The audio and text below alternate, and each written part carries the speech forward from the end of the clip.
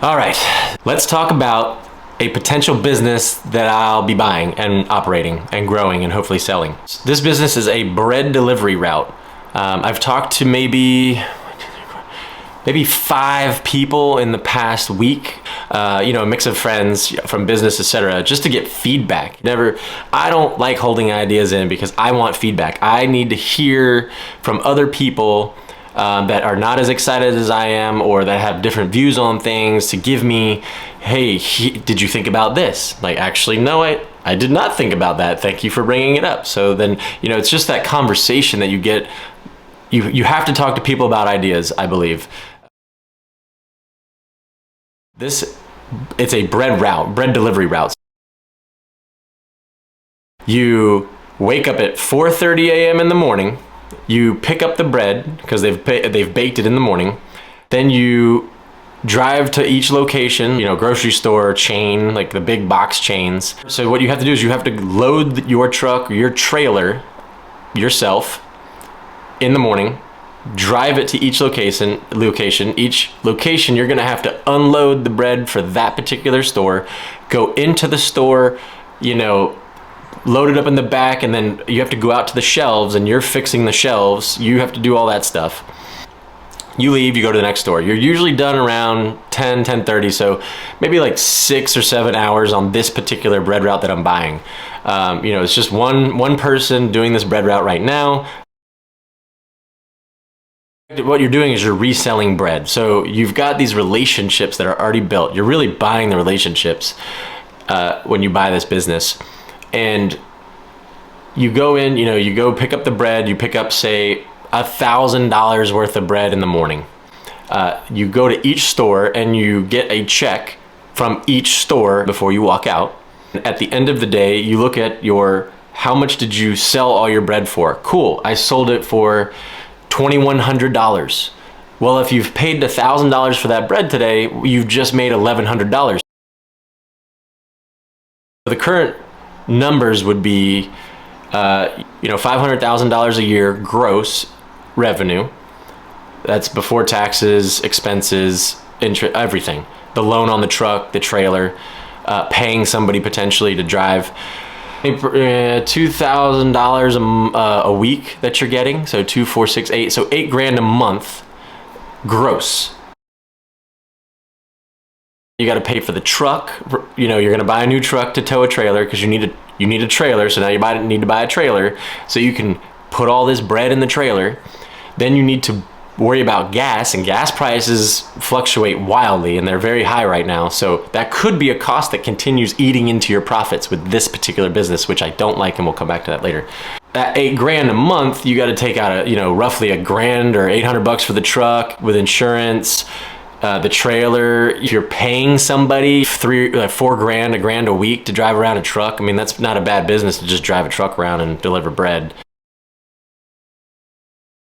When I buy this business, how many hours am I gonna have to work? Well, right now, the person that's doing the job, which I'm going to have to replace him with myself, he's working, 6 hours a day. We'll just call it 7. So 4:30 a.m. to 11:30 a.m. in the morning. Still a 40-hour work week. It's just very low stress, I would say. And also you have to work on sales. So you do have to do sales. I would want to hire somebody. So I'm looking at cool, let me buy the business. How much is this going to cost me? And also a salary of $40,000, $50,000, $60,000 a year to pay somebody else to do this work. I'm just buying it. The risks in this business I mentioned earlier is gas costs are high. They're going to continue getting high. What if I get sick? What if the driver or the delivery person at the time gets sick and gets in an accident at work? The truck is out, insurance costs, you're gonna have to deal with that. The big one is if that person's sick, how do you replace them quickly for that one day of work? So as far as fuel costs go, I'm gonna look at buying an electric vehicle. I know electric vehicles can tow 5,000 pounds, like a Tesla Model X. It's gonna be 30% more cost than a new gas truck. However, fuel costs are gonna go to nothing. Fuel costs right now for a truck could be hundreds of dollars a week versus a an electric car that you have to charge from 0% to 100% every night is going to cost you, you know, $40 a week, maybe, if you're lucky. The second part is, what happens when somebody's sick or somebody can't drive that truck and do the deliveries for the day? I would have to jump in and do it at a moment's notice. I don't want to do that. The route can support 2 people part-time.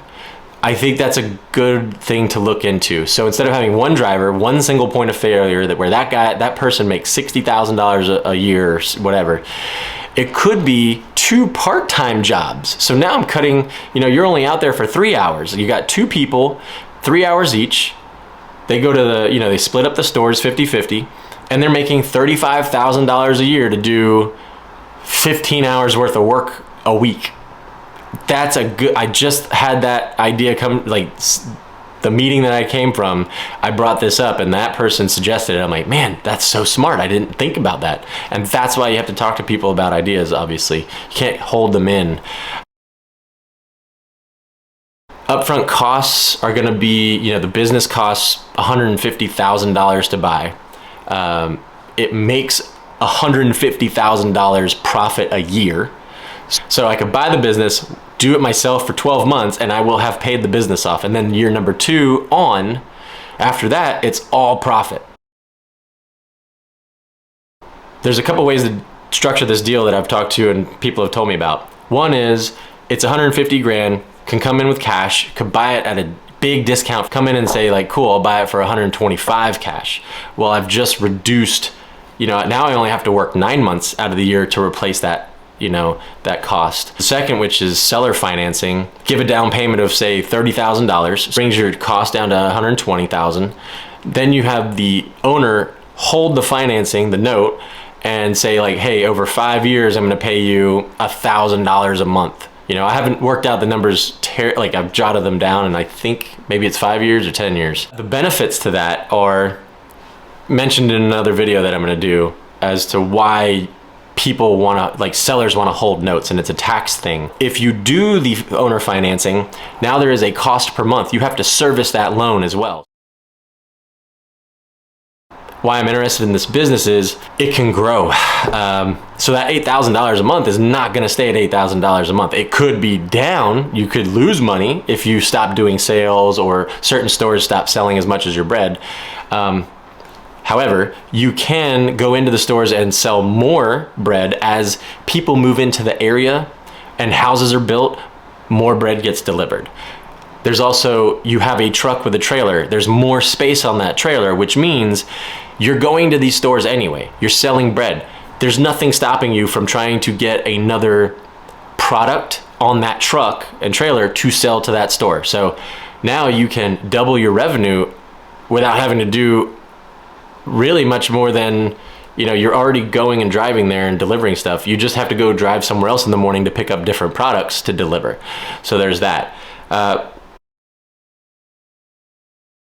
On this right now, initially, I'm not terribly excited as I was a couple days ago when I first heard about it. As I dug into the numbers, I'm starting to see, like, I'm not sure I personally want to manage the risks of fuel costs, because there's really no other option with electric right now, like getting an electric truck.